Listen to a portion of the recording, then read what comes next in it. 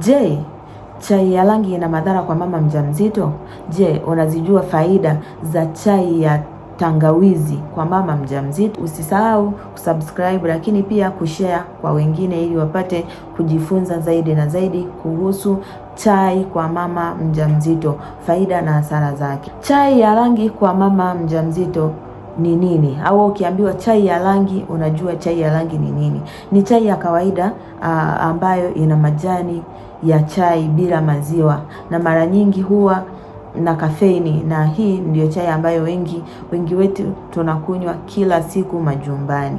Lakini pia kuna chai ya rangi na madhara kwa mama mjamzito. Chai ya rangi ina kafeini, lakini na matumizi makubwa ya kafeini kwa mama mjamzito yanawezekana, yapo. Ina kafeini, lakini pia ina matumizi makubwa sana kwa mama mjamzito hiyo kafeini. Wakati mwingine inaongeza hatari ya mtoto kuzaliwa na uzito mdogo. Lakini madhara nyingine ni kuathiri usingizi wa mama pale ambako anahitaji kupumzika akiwa ameshajifungua. Lakini pia kwa kiwango kikubwa sana inaweza kuongeza hatari ya kuharibika kwa mimba. Kwa hiyo kuweni makini, msije mkaharibu mimba zenu. Lakini kuna kiasi salama ambacho kipo ni kidogo. Ni kipi hicho?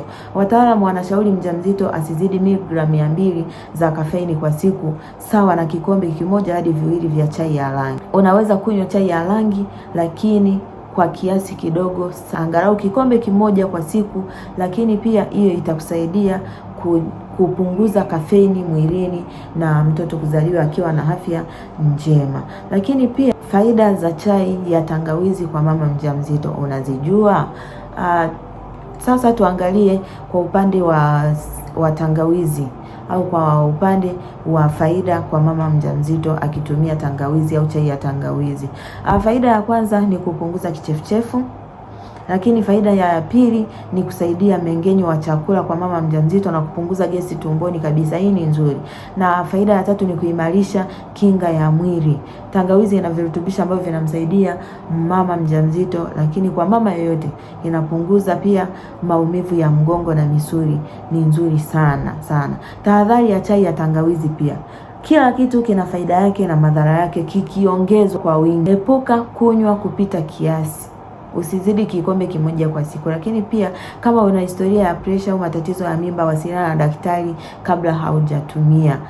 Omba ushauri, utashauriwa namna ya kutumia au usitumia kabisa. Lakini pia epuka tangawizi nyingi sana karibu muda wote wa kujifungua bila ushauri wa daktari.